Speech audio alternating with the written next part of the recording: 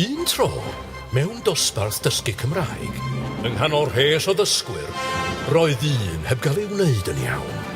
A dyma nhw'n ei daflu fel sbwriel i gornel dywyll, neu portalbot fel mae rhaid i alw.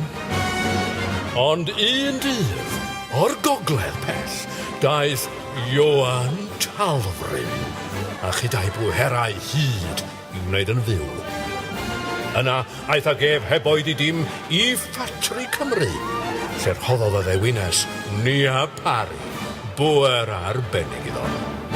Nid dysgwr cyffredin mo honno bellach, ond TaffMan! TaffMan ar ddysgwrau gan sicr. Here I am. This is it. The Welsh class. A dosbarth Cymraeg. They're all having fun.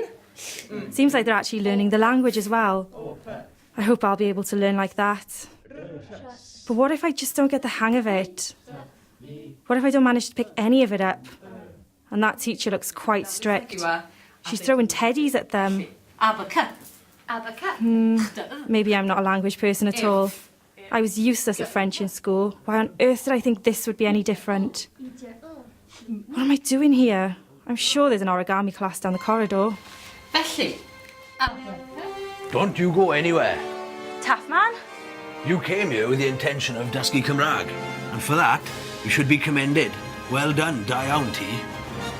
Sure, it's going to be a long old road, but on that road you will find there are plenty of people and services out there to help you. The hardest thing you'll have to do is walk through that door for the first time. Come here. Look at them in there. Look how happy they are. You see that sparkle in their eyes? It could be you. Now tell me, are you ready to walk through that door? Ti'n barod I dysgu? Yes, yes, TaffMan. Diolch.